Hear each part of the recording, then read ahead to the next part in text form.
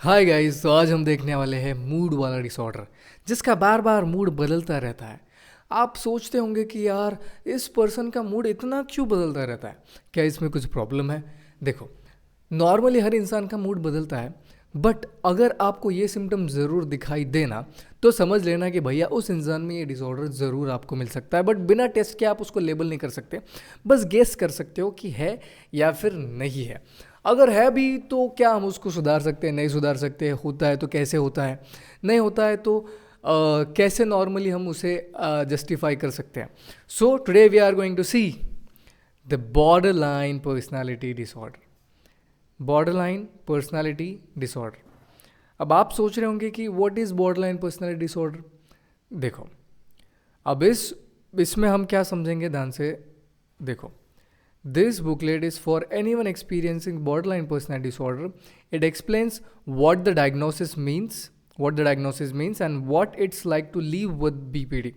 It also provides information about self-care, treatment and recovery, and gives guidance on how friends and family can help you out. अभी इसमें हम ढूंढेंगे कि अगर किसी को BPD है,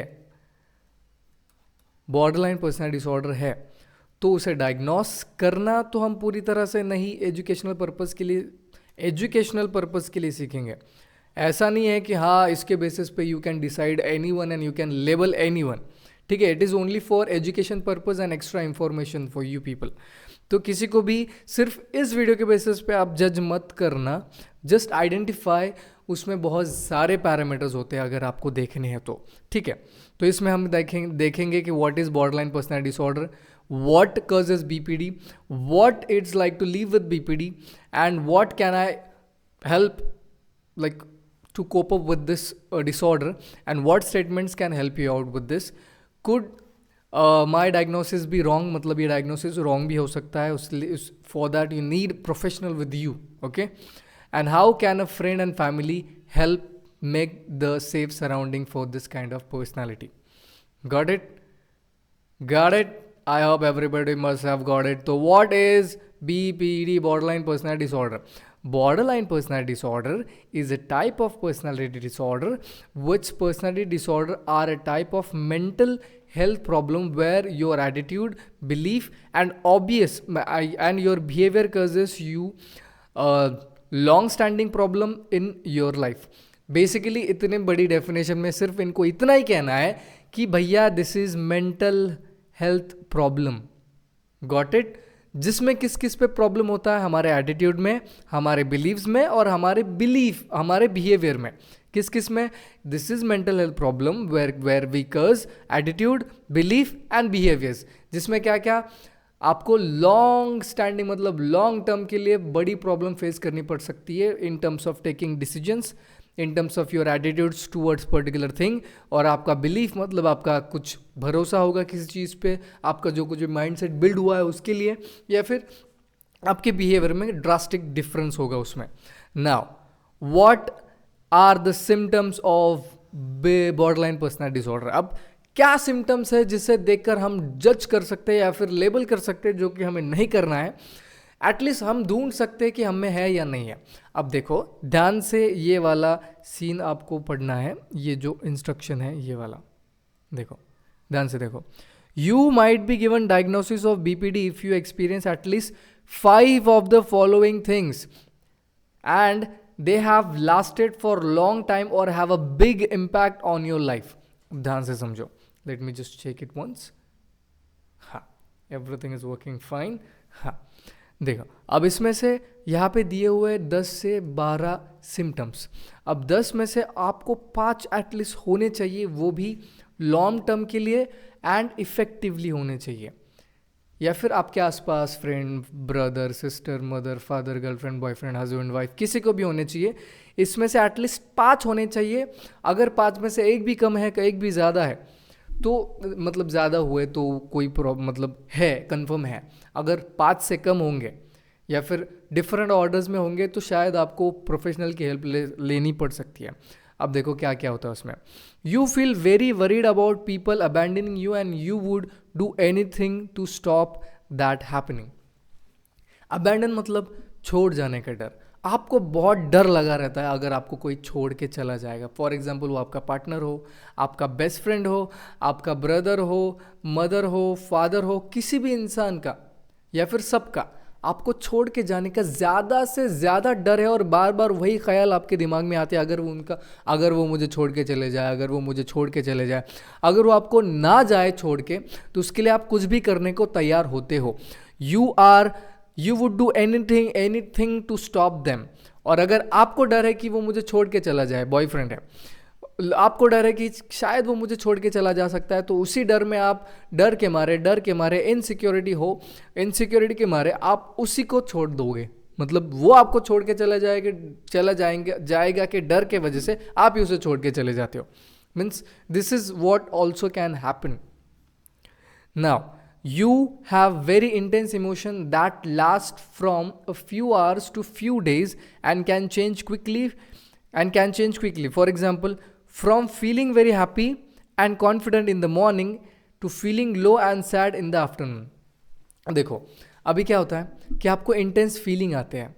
फॉर एग्जाम्पल वो मोटिवेशन की हो, अभी in the morning you are feeling motivated, you are entirely feeling motivated, but in the afternoon of that day, same day, उसी दिन के आफ्टरनून में आपको डिमोटिवेटेड फील हो रहा है, सब व्यर्थ लग रहा है, ज़िंदगी बर्बाद लग रही है, ऐसा लग रहा है कि क्यों ही जी रहे हो, क्यों मैं इतना मोटिवेटेड फील कर रहा था। मतलब सुबह आपको लगेगा कि यार मैं दुनिया हिला दूंगा और शाम को लग रहा है कि दुनिया मुझे हिला रही है। That's how you are intensely changing your moods.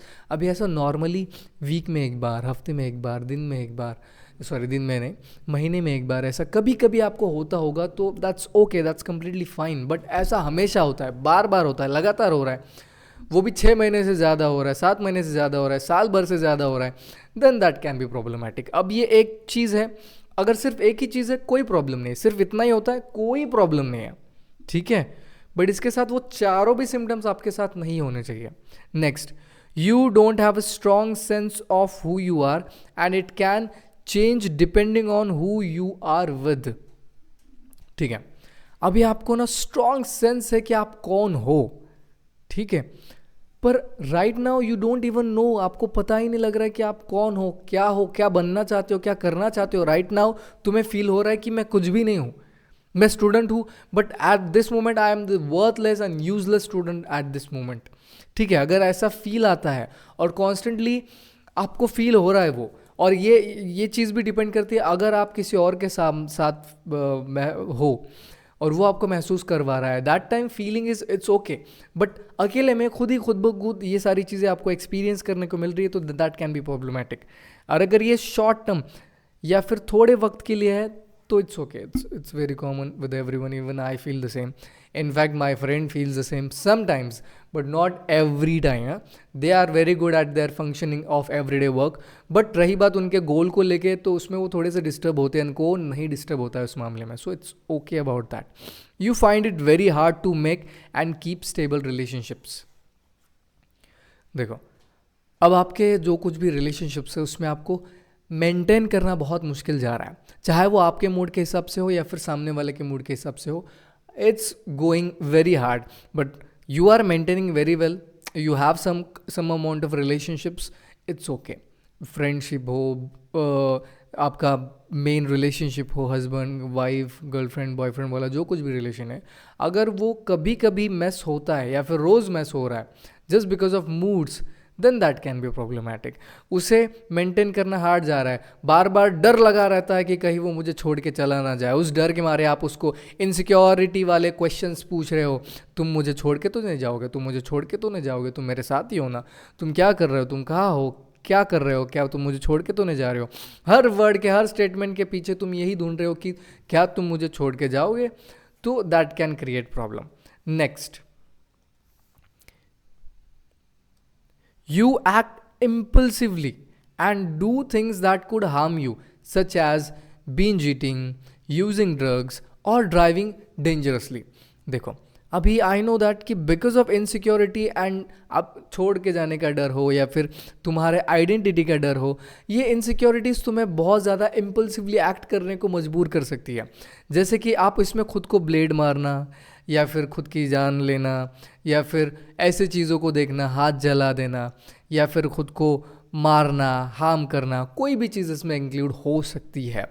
अब इसमें बिंज ईटिंग मतलब बहुत ज़्यादा खाना या फिर खाना एकदम बंद ही कर देना, इन दोनों में से ये चीज़ भी आपको सिम्टम दिखा सकती है। फॉर एग्जांपल ड्रग्स का यूज़ करना, एडिक्शन हो जाना किसी चीज़ का, या फिर बहुत अगर गाड़ी आपके हाथ में आई तो आप मतलब जान की परवाह किए बिना सिर्फ भगाए जाना, that can be the symptom. But अगर ये महीने में एक बार हो रहा है, या फिर साल में एक बार हो रहा है, या फिर हफ्ते में एक आधी बार फील होना, इट्स कम्प्लीटली नॉर्मल। बट अगर ऐसा 3 बार 4 बार अगर फ्रिक्वेंसी इसकी ज़्यादा है, then that can be problematic. अब ये तीनों भी लगातार है, अब एक चौथा भी उसके साथ साथ आ रहा है कि you have suicidal thoughts and self harming behaviour. अब डिप्रेशन में होती है वो अलग चीज़ है, बट एट दिस मोमेंट आप सेल्फ हार्म, अग्रेशन, किसी के छोड़ के जाने के डर से, खुद के आइडेंटिटी के डर से, मैं कुछ कर पाऊंगा नहीं कर पाऊंगा, इस चीज़ के डर के वजह से आप ये चीज़ कर रहे होंगे। बार बार मूड स्विच होना, या फिर कुछ करने का इच्छा ना होना, या फिर बहुत ज़्यादा करने की इच्छा होना, उसी के साथ साथ सुसाइड के थॉट्स आना भी प्रॉब्लमेटिक हो सकते हैं। That can B BPD. और ये किसी को धमकी भी दे सकते हैं इस मामले में कि अगर तुम मुझे छोड़ के जाओगे तो मैं मर जाऊंगा, मैं मर जाऊंगी। ये बार बार आपको थ्रेट देना, that can B also problematic. But ये सिर्फ थ्रेट नहीं होता है, आपके दिमाग में आपको थॉट्स आना होता है। Just as I already told you कि खुद को ब्लेड्स मार लेना या फिर कोई भी हार्मफुल चीज़ खुद को कर लेना, that can be dangerous.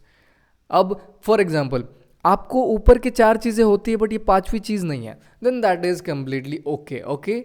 But अभी 5वां सिम्टम है, you feel empty and lonely a lot of time. देखो, most of the people are there, और बहुत सारे लोग हैं जिसको लोनली, अकेला फील होता है, बट ऐसा हमेशा बार बार लगातार फील होना, it's not at all good.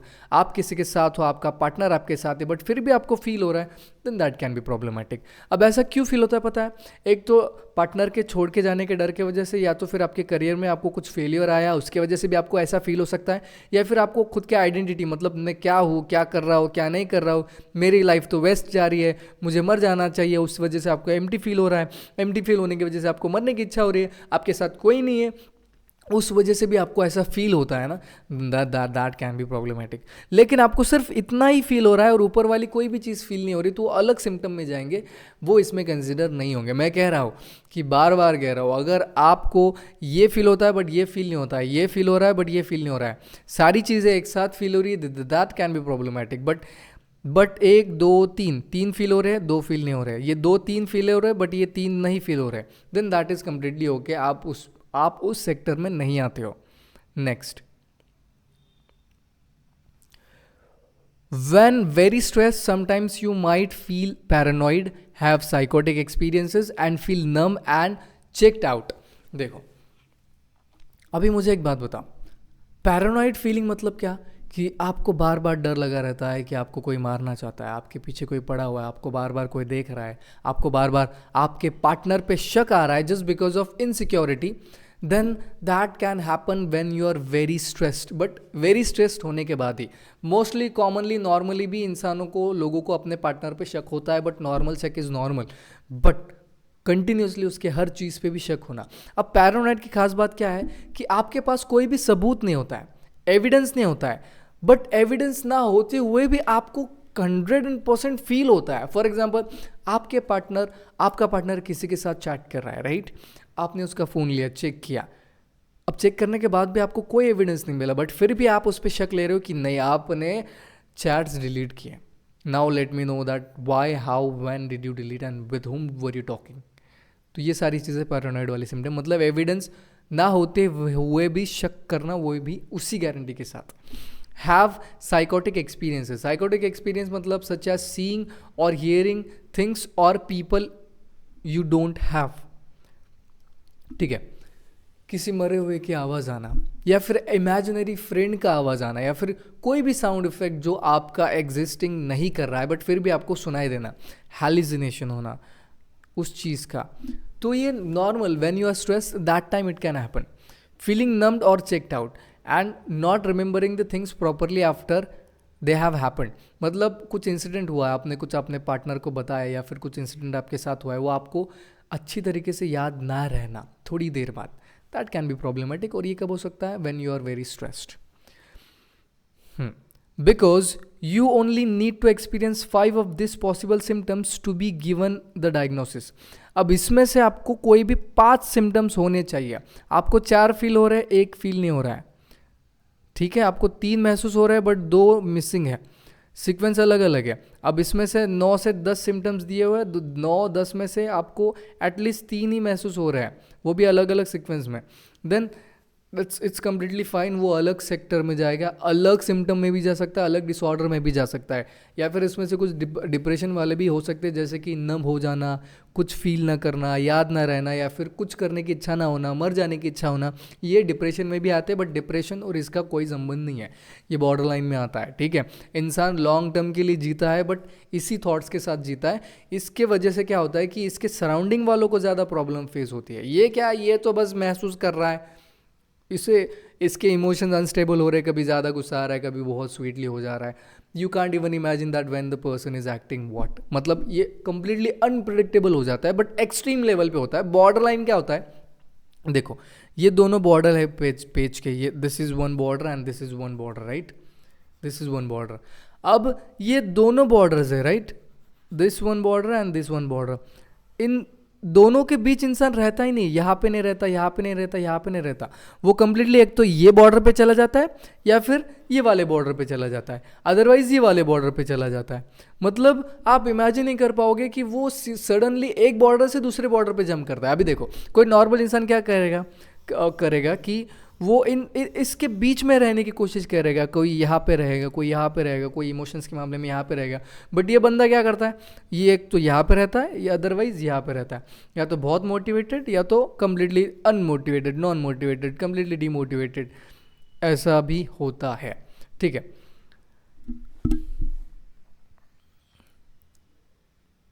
अब बॉर्डर लाइन का मतलब क्या, मैंने ऑलरेडी आपको बताया। Border line comes about because in the past doctors use to think that you could be the border line between साइकोसिस एंड न्यूरोटिक, ठीक है। अब साइकोसिस क्या है, पूरी तरह से जो अनजान है, और न्यूरोटिक मतलब क्या है कि उन्हें पता है कि उन्हें कुछ तो भी प्रॉब्लम है, they are facing some kind of problem, उन्हें सर दुख रहा है, अदरवाइज उन्हें याद नहीं रह रहा है कुछ चीज़ें, मतलब खुद के इमोशंस के मामले में उन्हें इंसाइट है। साइकोसिस मतलब ऐसे पागल, ऐसे लोग जिन्हें उनके इमोशंस के मामले में पता ही नहीं कि वो क्या कर रहे हैं, क्या बोल रहे हैं, पूरी तरह से उनकी इंसाइट ही खत्म हो चुकी है। इन दोनों के बीच झूल रहा इंसान, that is called borderline personality disorder. I already told you कि ये एक बॉर्डर है और ये एक बॉर्डर है, इन दोनों के बीच झूलने वाला नहीं, एक तो यहाँ पे होता है या तो यहाँ पे होता है, दोनों के बीच झूल रहा होता है। Next, can old fashioned way of describing all the mental health problems. Mental health professionals don't usually talk about mental health like anymore, so if you get a diagnosis of BPD it can be hard to understand what it means. देखो अभी इसको पुराना term या फिर दूसरा term भी use होता है जिसे कहते हैं emotionally unstable personality disorder, EUPD, emotionally unstable personality disorder, and it feels clearer description of the experiences you might have with the diagnosis. The term BPD, EUPD both refers to the same mental health problem. It's your choice which term you want to use. मतलब इनको कहना है कि अगर आपको EUPD use करना है तो EUPD यूज़ करो, या फिर BPD यूज़ करना है तो BPD यूज़ करो, that's same. Does BPD mean I have bad personality? मतलब BPD होना मतलब क्या मुझे बैड पर्सनैलिटी है?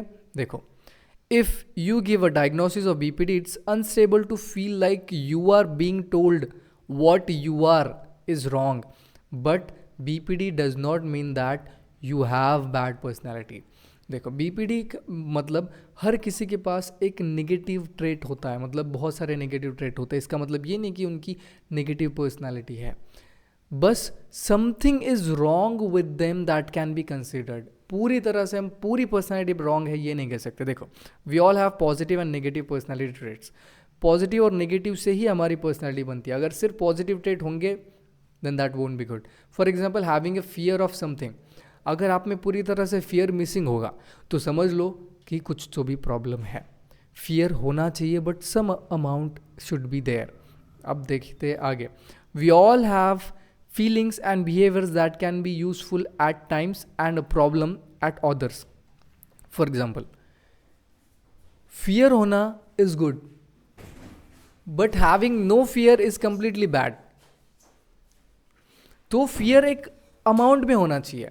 अगर आपको शेर से डर लगता है तो इट्स गुड, आपको शेर से डरना चाहिए. पर आपको शेर से बिल्कुल भी डर नहीं लगता है और आप शेर के पास जा रहे हो, देन मुझे बताओ कि ये सिचुएशन में कितना अच्छा होगा कि आपको डर ही नहीं लग रहा है. ठीक है. अब for example, if you can only concentrate on a task under a pressure, you might be good at exams but bad at long projects. ठीक है. But if you experience BPD, some of the feelings or behaviors might be so difficult for you to manage that you are stopping you from living your life as you would like to. So, treatment for BPD can help you work out throughout the behavior pattern and useful things. देखो, आपका अगर focus है तो आप short term के लिए focus कर पाते हो, बट लॉन्ग टर्म के लिए फोकस नहीं कर पाते हो. तो शॉर्ट प्रोजेक्ट्स के लिए आप एकदम परफेक्ट हो, बट लॉन्ग प्रोजेक्ट्स के लिए दैट कैन बी प्रॉब्लमैटिक. ठीक है. तो ये एक टाइम पे एक तो प्रॉब्लम है, या तो एक टाइम पे प्रॉब्लम भी नहीं है. पर अगर आपको प्रेशर दिया जाए, मतलब अंडर प्रेशर ही आप काम कर सकते हो, तो आप लॉन्ग टर्म के लिए काम नहीं कर पाओगे, क्योंकि कौन रहेगा आपको बार बार प्रेशर देने के लिए. तो अंडर प्रेशर आप शॉर्ट में चीज़ें कंप्लीट कर सकते हो, बट वो तभी जब आपको प्रेशर दिया जाएगा. So that's why that is at one time is good, at other time is bad. So that's why it is called as कि अगर आपको अच्छे से ट्रीटमेंट मिली, कॉन्सेंट्रेशन की, फोकस की, तो that moment also you can have a better life with you. Next, who can diagnose me with BPD, मतलब कौन आपको ढूंढ के निकाल सकता है कि आपको बॉर्डरलाइन पर्सनैलिटी डिसऑर्डर है, इमोशनली अनस्टेबल पर्सनैलिटी डिसऑर्डर है या नहीं. You can only be diagnosed with by mental health professional. ठीक है. अभी एक्स्ट्रा इंफॉर्मेशन के लिए आप ढूंढते रहे हो, बट अगर आपको डाउट है खुद पे, तो खुद ही डिसाइड करके मत बैठ जाओ. 1000, 500, 2000, 3000 इन्वेस्ट करो, जाओ मेंटल हेल्थ प्रोफेशनल के पास, सच एज साइकेट्रिस्ट हो. ठीक है. और not by your group. Okay, आपके ग्रुप में से नहीं होना चाहिए. If you speak to your group about your mental health and they think you might have BPD, they can refer you to your local community mental health team. मतलब उन्होंने आपको mental health के पास ही भेजना पड़ेगा उन्हें. ऐसा कोई भी आपका ग्रुप आपको डिसाइड नहीं कर सकता है कि आपको बॉर्डरलाइन पर्सनैलिटी डिसऑर्डर है या नहीं है. उन्हें प्रोफेशनली टेस्ट कंडक्ट ही करनी पड़ेगी. ठीक है. You will be able to assess you after that only. Before that you cannot. After overcoming initially shock of the diagnosis, it's actually a blessing because I know that what I need to do and get better. अभी देखो, इसके बाद आपको idea लगेगा कि आपने क्या करना चाहिए, क्या नहीं करना चाहिए. Then only you can decide. ठीक है. अब what causes borderline personality disorder, मतलब बॉर्डरलाइन पर्सनैलिटी डिसऑर्डर होने के लिए क्या क्या रीजन्स हैं, वो सारी चीज़ें हम अगले लेक्चर में, मतलब अगले पॉइंट में देखेंगे. तो यहाँ पे या फिर यहाँ पे वो वीडियो आएगा. So for that subscribe to this channel, otherwise you will miss this next. कोई भी आपको इतना डिटेल में बताने वाला है नहीं, वो सिर्फ technical and scientific language use करेगा. मैं चाहता हूँ कि आप एक सिंपल लैंग्वेज के साथ समझो. That is the purpose of Mind Station. So stay tuned with me, with Vikram, only on Mind Station. Bye bye guys.